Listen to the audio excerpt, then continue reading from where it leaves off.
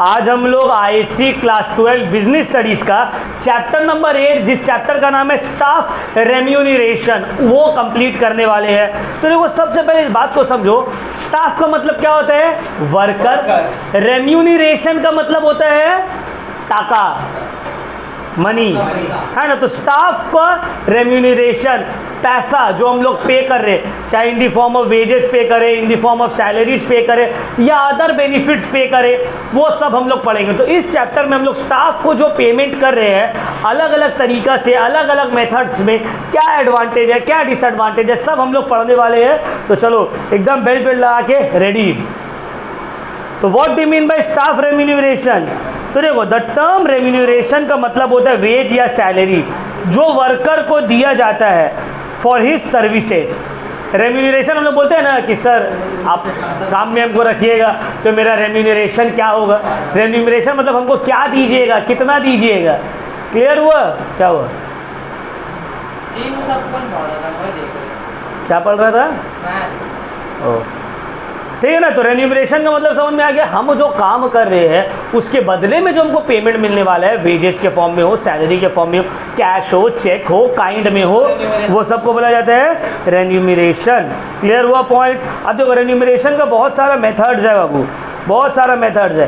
पहला है, तो हम लोग दो को बहुत डिटेल में पढ़ेंगे, एक है टाइम रेट मेथड और दूसरा है पीस रेट मेथड। तो मेथड्स ऑफ रेम्यूनरेशन में दो टाइप्स है मेथड का, एक है टाइम रेट और दूसरा है पीस रेट।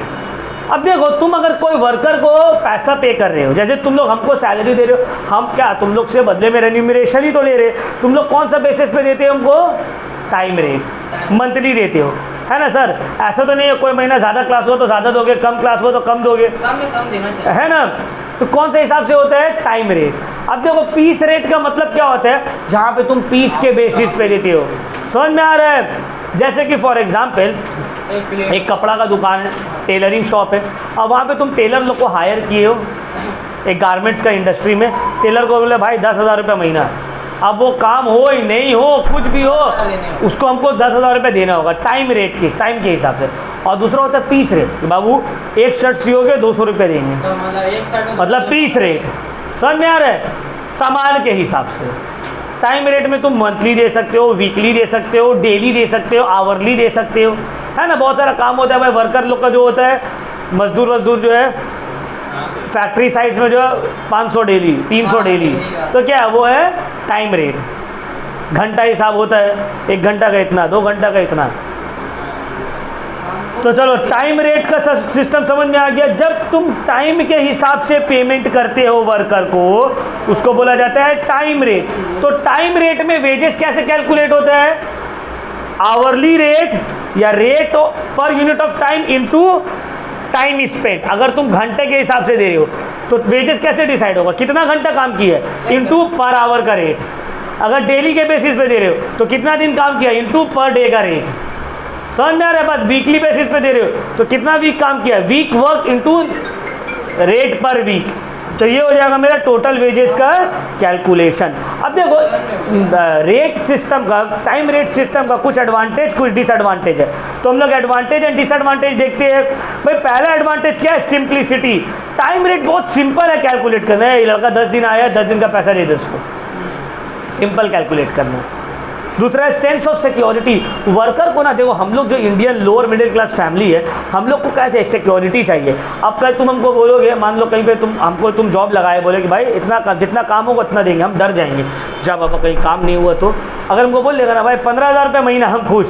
हाँ भाई, सेंस ऑफ सिक्योरिटी। तो टाइम रेट में वर्कर को एक सेंस ऑफ सिक्योरिटी रखते हैं, इतना तो भाई मिलेगा, हमको कोई टेंशन वाला बात नहीं है।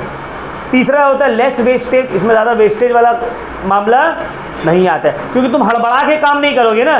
तो पता है यार, दिन भर काम करना है हमको, दिन भर का पैसा मिलेगा, आराम से काम करेंगे। Better quality of work. जब तुम कोई मजदूर को डेली बेसिस में काम दे दो, एक काम को 4 दिन में एकदम सहला के करेगा, है ना। अभी देखो, हम लोग घर पेंटिंग होने का बात हो रहा था, ये तो अभी बात हो रहा था, तो बोला कि डेली बेसिस पे, हम लोग बोला डेली बेसिस पे नहीं देंगे, टाइम रेट नहीं देंगे, एक बार में बोलो कितना लगेगा। क्यों? डेली बेसिस पे देंगे वो लोग हम लोग को लटका देगा। एक हफ्ता लगाएगा ये वॉल को पेंट करने में, एक हफ्ता लगाएगा ये करने में, समझ में आ रहा है? तो टाइम रेट में देखो क्वालिटी ऑफ वर्क लेकिन बहुत बेटर हो जाता है, आराम से कर रहे हैं वो। Acceptable to trade union, generally trade union जो है एक्सेप्ट कर लेता है इसको, ट्रेड यूनियन जो है जनरली इसको एक्सेप्ट कर लेता है। समझ में आया बात? अब देखो इसका कुछ डिसएडवांटेजेस भी है।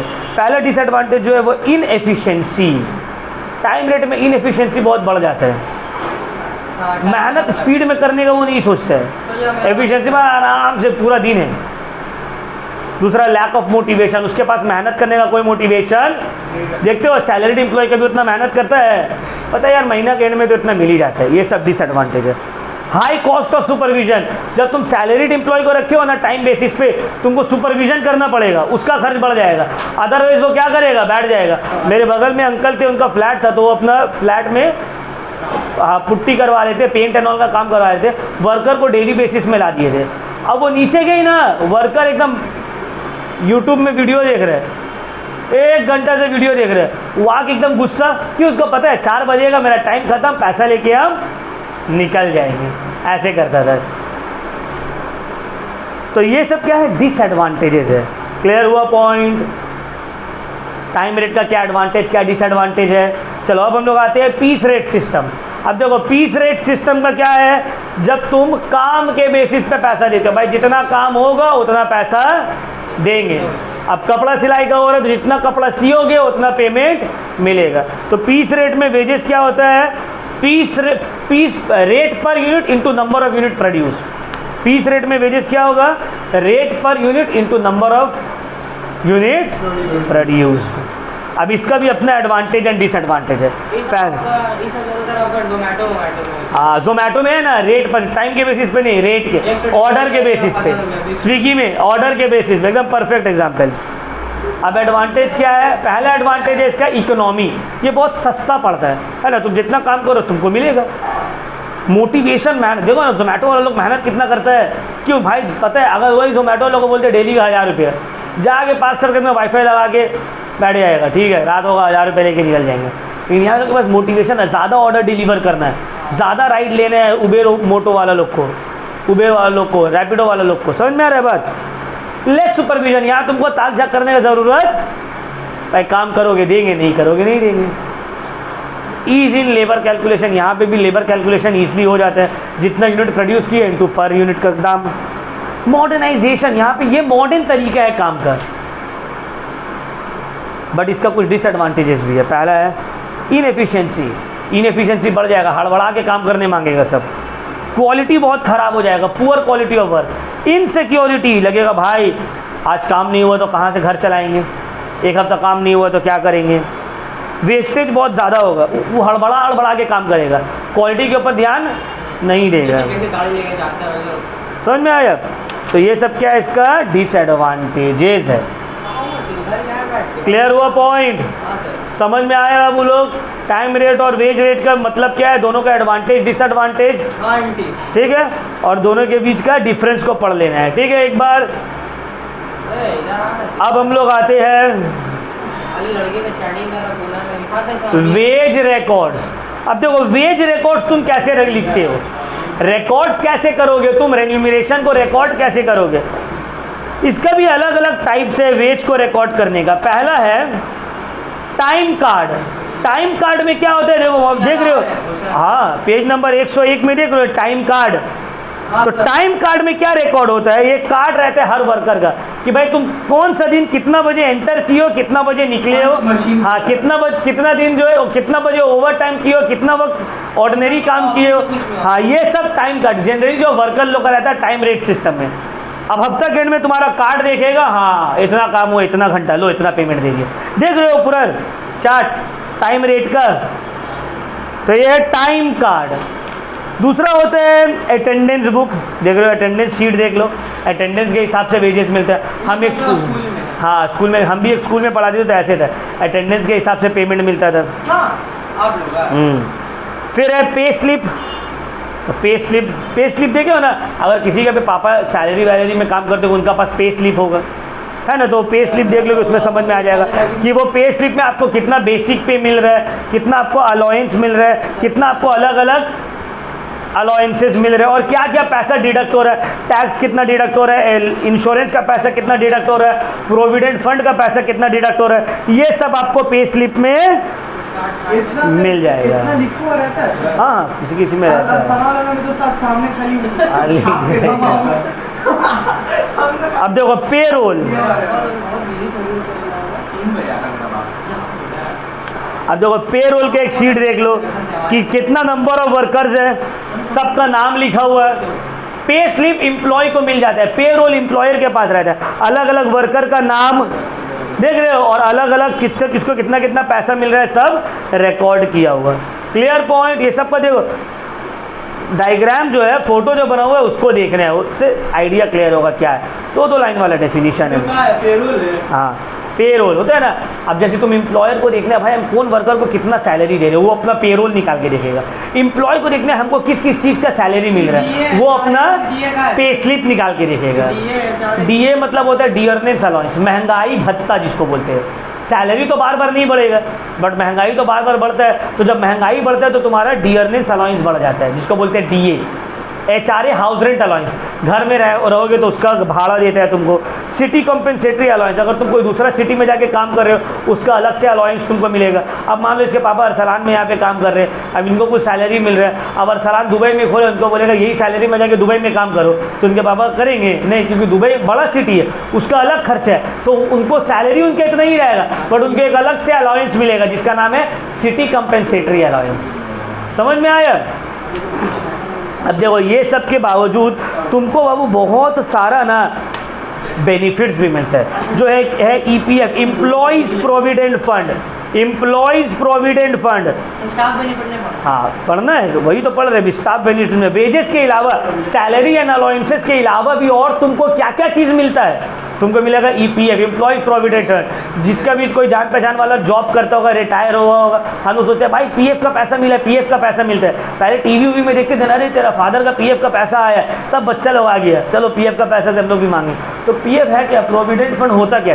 प्रोविडेंट फंड क्या होता है ना, तुम जब तक सैलरी तुमको मिल रहा है, तुम्हारा ड्यूरिंग दी सर्विस, तुम्हारा ड्यूरिंग दी सर्विस ईयर में तुम्हारा सैलरी का कुछ परसेंटेज कट के एक अलग से अकाउंट में जमा होता है, और जितना तुम जमा कर रहे हो उतना तुम्हारा एम्प्लॉयर भी जमा करता है।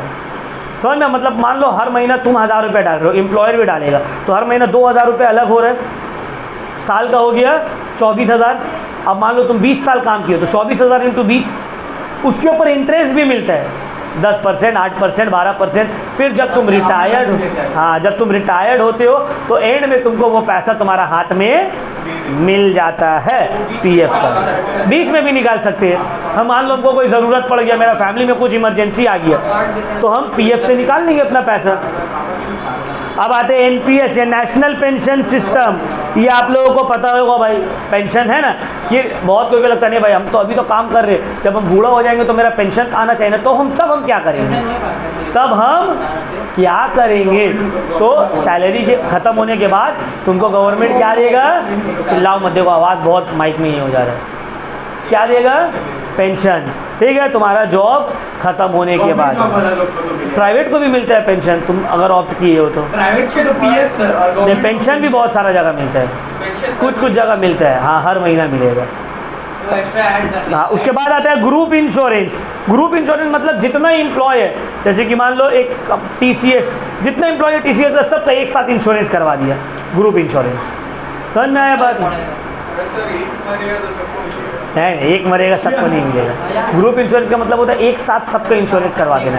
अब जिसका जो प्रॉब्लम होगा उसको मिलेगा, सबको क्यों मिलेगा?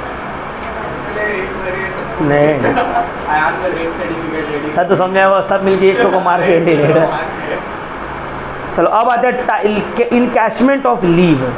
इनकैशमेंट ऑफ लीव, देखो तुमको ना इधर तुमको बहुत सारा टाइप का छुट्टी मिलता है, तुमको बहुत सारे टाइप का छुट्टी मिलता है। वो छुट्टी अगर तुम नहीं लेते हो ना, उस छुट्टी के बदले में तुमको मिलता है पैसा, उसको तुम इन कैश कर सकते हो, अपने छुट्टी को इन कैश कर सकते हो। जैसे मेरा एक फ्रेंड था, TCS में काम करता था वो, तो इंडिपेंडेंस डे के दिन वो काम कर रहा है, तो उसका ऑस्ट्रेलिया का प्रोसेस था।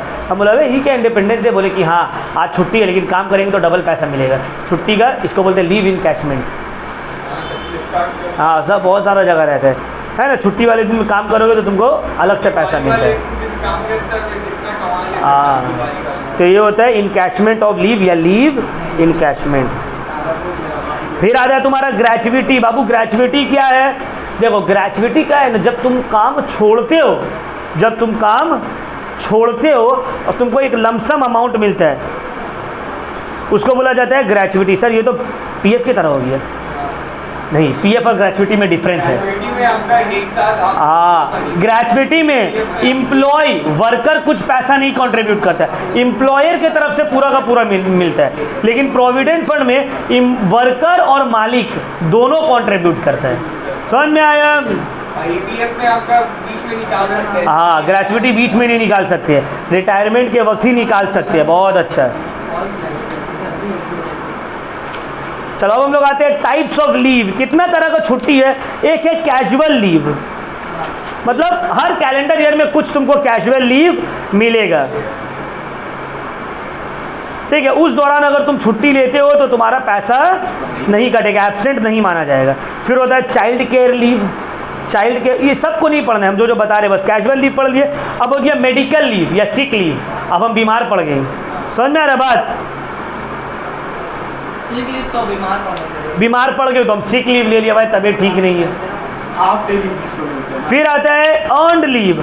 अर्नड लीव का मतलब होता है जो ऑफिस देता है। नहीं, लेकिन आप लीव हाँ, तुम अगर वो लीव नहीं लेते हो तो उस लीव के बदले में तुमको एंड में पैसा मिलेगा, समझ में? उसको बोलते हैं अर्नड लीव। फिर होता है मैटरनिटी लीव।